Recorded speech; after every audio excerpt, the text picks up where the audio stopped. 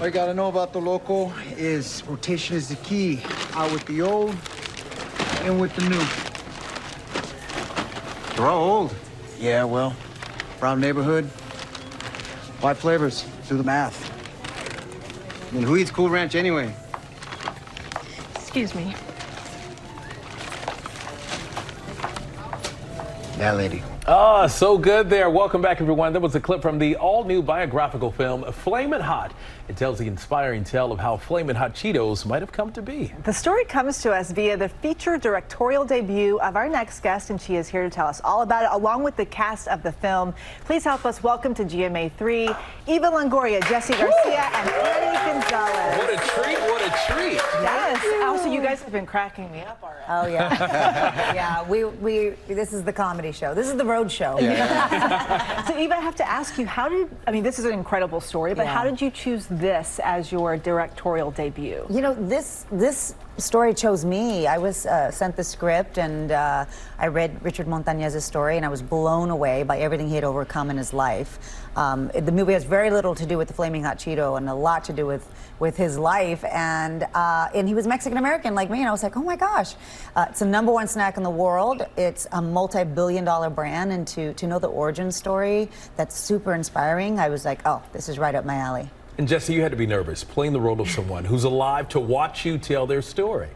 Yes and no. No, I was really confident going in that I was going to be taking, like, Eva and I have the absolute most trust in each other, and when Annie and I as well, so I had confidence going in. I just knew that we wanted to honor his story and tell it the right way. And did you talk to him? Did he give you his blessing? Yeah, we sat down for a couple hours. He told me his story and told me his relationship with Judy and the family, and kind of got some cool tidbits and pet names and slang over the periods. But how many times was he behind the monitor bawling at your performance? Constantly. Yeah. Oh, wow. Yeah, he's a very emotional man. But to see that kind of reaction to you acting, telling his story, that had to have been really special. No, it was cool. We did the scene where we're in the car arguing and I get arrested, and they were behind Video Village watching it, and they came back and called cut, and they're crying, and he comes up to me and he goes, all right, man, I get it. I get what you guys are doing. So it was a nice validation. It's a vulnerable position to be in, to have your story told and you're still alive. Like, we wanted to tell it with care and with complexity, and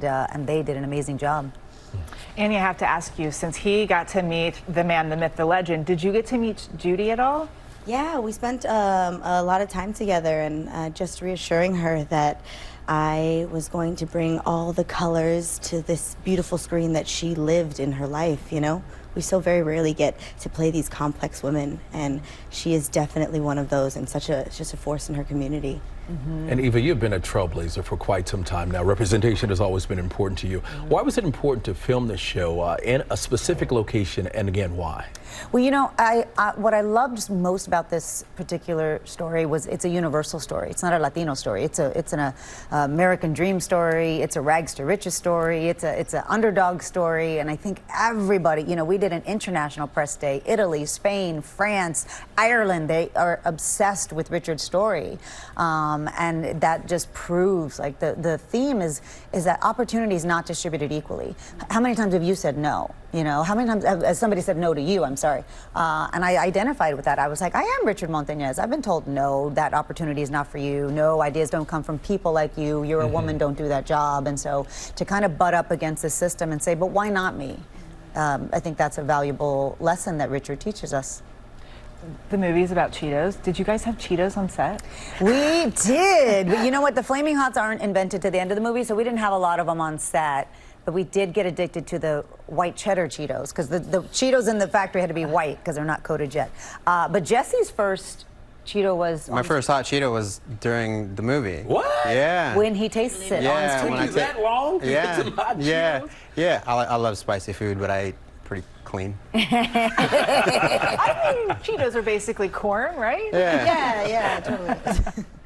It seems like this is a really fun cast to work with. What was it like working together? Annie? I'm gonna cry. I know. Don't do me. No, it was a joy. Everyone was so ready to go in and do the work. We knew what was at stake. Yeah. So we took it all very seriously. But you can't take yourself too seriously when you're doing something this serious. So everyone just came in I ready. teased her so much. So much, you guys, all day. Half of the time, Eva would be like, Eva would go, Jesse, stop it!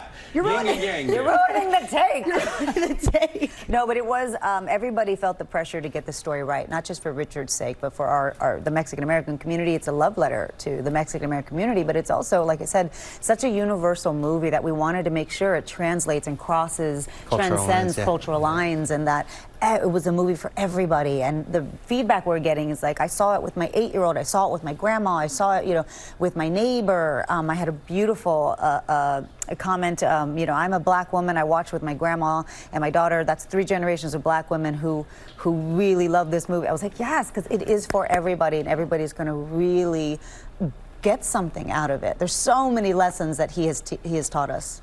What a pleasure to have you all, and I hope everybody goes out to support it and watch it. Well, yeah, it's streaming now, Hulu and Disney. We're the top streaming movie in the history of Searchlight, so we're very proud of that. Bravo for that! Woo! Keep us #1, you guys. Keep us #1. You can do so. It is streaming, as she just said here, on Hulu and Disney+, so we wish you well. Thank you.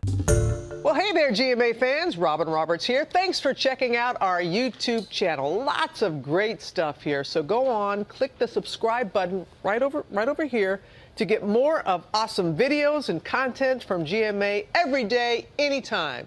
We thank you for watching, and we'll see you in the morning on GMA.